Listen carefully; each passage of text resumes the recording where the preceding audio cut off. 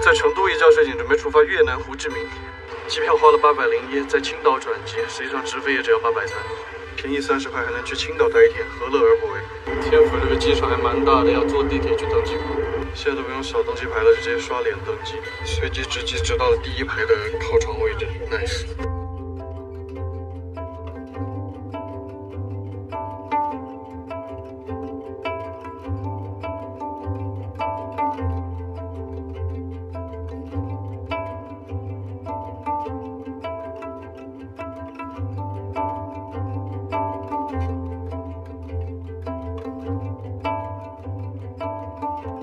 到达青岛花6块把大包给寄存下，光坐地铁就坐了2个小时。其实主要是想来看一眼小麦岛，前一次来的时候大雾什么都看不见。远处有一座超大的妈祖雕像，好吧，今天的这个雾也不小的。我原本脑海里的脚本是躺在这草坪上，晒着温暖的太阳，吹着凉飕飕的海风，然后望着远方海天一线。我没看天气预报，和上次来时一样，依旧有卖艺选手。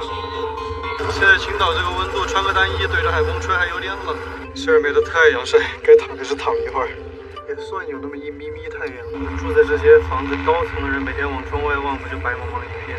搭车避免时区，去尝一下之前刷到的吃播女博主吃过的店，有板仔哦，擎天柱。进去看了一眼菜单，超预算了，它锅贴按个卖的，一个9块9。第3海水浴场在这个方向，高楼大厦现在都在云雾里头。还是吃排骨米饭吧，我准备喝蛇烧水了。其实它就是无糖气泡版金银花露。最后一口。回机场路上，地铁里超级多辣妹，查了一下，原来薛之谦演唱会。为什么又去越南呢？因为6月份要回湖北和朋友喜酒，刚好有半个月时间。上次去越南只去了河内，这次去胡志明跟岘港逛逛，依旧红眼航班。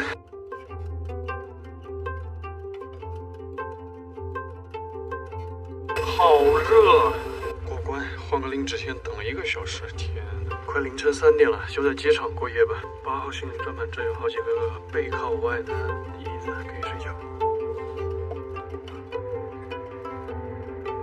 事情在 ATM 取了300万越南盾，就6张钱嘛，坐152路公交车去市区。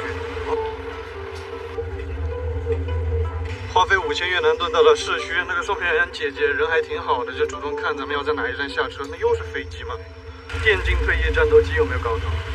咱这趟就不太刻意穷游了，稍微放开一点。本地青旅平均价格在40人民币左右1晚，包早饭。我订了个426 3晚的，这个价格已经完全可以去住酒店大床房了。主要是没能拒绝每天一睡醒就能滑滑梯的诱惑。Hi, can we do the early check-in right now? Or I have to wait till the 3 p.m. I know your booking name and the check-in time is 3, so now you can keep your luggage here first. Oh, I got you. Okay, no problem. So just take a picture of this luggage tag, and when you come back, just show us the Okay. number. Yeah. Okay, thank you. Thank you. 以欧洲的穷游打法，在越南这边可以度假了，依旧无法拒绝烘焙店。哇，这个楼道好多咪咪儿，越南猫。这是不是跟人打架把眼睛给打伤了？丧彪哇，好帅！落地第一顿吃越南河粉，除了牛肉是自己烫，这个汤里还有牛尾和牛骨头。就这个油条不行，太脆了，没有那个韧劲。这河粉店旁边就有一家很有感觉的咖啡店，有个摩托车撞到小车了，4、5个人过去扶10几个人来帮忙。6万5点了杯盐咖啡，那个小车是停在路边不动，他估计没看到还是什么，注意力没集中撞上去了。名字叫盐咖啡，但是没感觉到啥咸味儿，感觉上面这层就像芝士奶盖一样的，整体很甜，真的非常明显。胡志明的街道城建比河内那边要宽敞多了。不知道为什么感觉有点怪诞，这个雕像背后是他们的市政府，然后市政府的右边芬迪，然后卡地亚，前面是宝格丽，左边劳力士，前面巴宝莉。